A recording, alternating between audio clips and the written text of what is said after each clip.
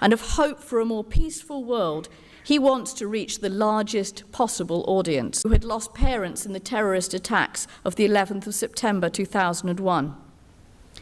In the Good Grief camp for young survivors, he hit upon the potent symbol of the umbrella as a metaphor for solidarity and tolerance.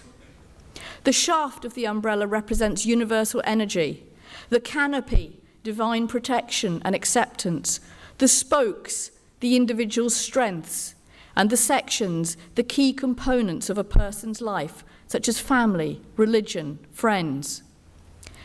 The children painted the outside of the umbrellas with representations of themselves, their hopes, dreams, personality. On the underside, they pasted images of their grief, loss, and fears. And together they paraded out to meet the waiting press, led by Matt singing "When the Saints Go Marching In," a picture of optimism and human resilience in the face of tragedy and irrational hatred. The image was so powerful that Matt was invited to carry out similar workshops with at-risk youth in Chicago, and soon the project traveled quite spontaneously around the world. To date, hundreds of thousands of young people have painted umbrellas and paraded for peace in over 24 countries, from Germany to Japan, Argentina to Australia. The project's appeal lies in its simplicity and accessibility to all ages and abilities. Seeing the success of the Umbrellas for Peace project convinced Matt that his artistic output, commercially and critically successful as it was, should be put to the service of inspiring a new generation to become peacemakers. The University of Bradford and its Department of Peace Studies are proud to be partners in this project. As you leave the graduation ceremony today, look around you in the atrium and in the corridors above. There you will see over 80 of Matt's paintings, a magnificent bequest, which have been hung at his urging in the public heart of the university. From the balconies hang peace umbrellas painted by local school children. To Matt, both are expressions of a powerful optimism about humanity and our shared futures. In summary, Chancellor, I commend Matt Lamb to you for his contributions to contemporary art and his commitment to a more peaceful world. He is a man who does not understand the meaning of the word can't, whose combination of stubbornness, creativity, vision, faith, and sheer hard graft we must surely salute. As Matt says, can art change the world? Absolutely.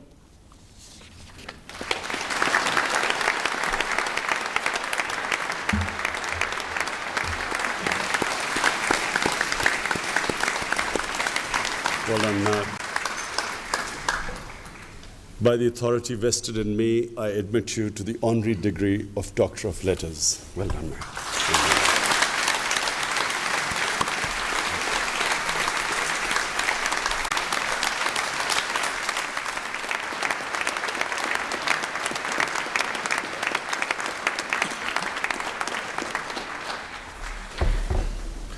I would now like to invite Dr. Lamb to address the ceremony. Dr. Lamb. Congratulations. A little while ago, we got a long dissertation of what I call baked lamb. Now we're going to get some raw lamb.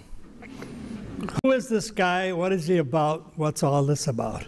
It is so improbable that I'd be here in this bastion of knowledge, risk takers, visionaries, surrounded by the carriers of the message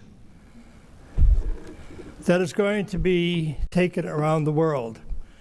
I come as a very improbable messenger. My message is simple. You, the class of '09, are the most important people in the world. Take it from the dummy. When I was a kid, I was known as the dummy. I couldn't get in school. Once I got in, I couldn't get out. My father gave me the greatest advice that anyone could give. He said, Matt, you better make a lot of money because you can't spell and you can't read. so you can hire people that can. So I took his advice. When I got out of grammar school, they had a testing system. So my father, this was 1944. There was never a discussion about anything. My father said, you go to Ignatius, the Jesuits, they'll teach you. I went there, I took the test, I flunked. I can't go. My mother said, I have 4 uncles, 4 brothers that are doctors. They're world-renowned. They were educated at Rita by the Augustinians. They'll call there. They did. They sent me. I took the test. I flunked. I'm out. So now I'm going to go to Calumet, which is the public school.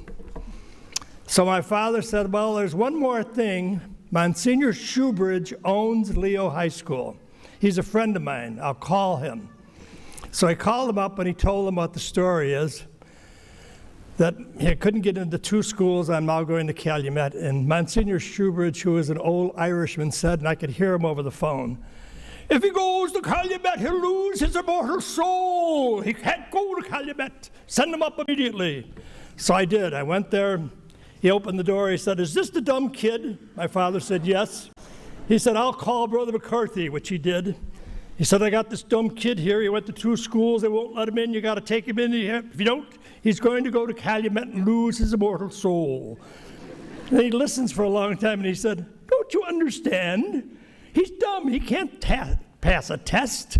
There'll be no tests. You just take him in. Now he listens for a long time, and he says, will you be any trouble? I said, no. He said, he'll be no trouble. That's it. So I went to Leo. I was educated by the Irish Christian Brothers. 4 years later, I graduated. I went in our funeral business. I turned it into a multinational engine. We had cemeteries, funeral homes, everything under the sun. I'm riding around the limousine, private jets, the whole bit. I got a phone call from Leo High School. They're going to close it because of funding.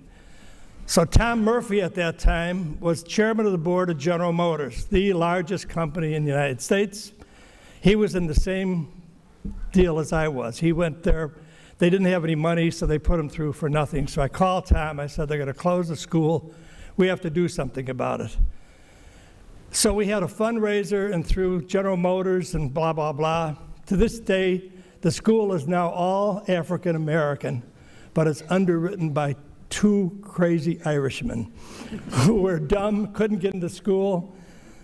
And if I can do that, you people have the ability to change the world.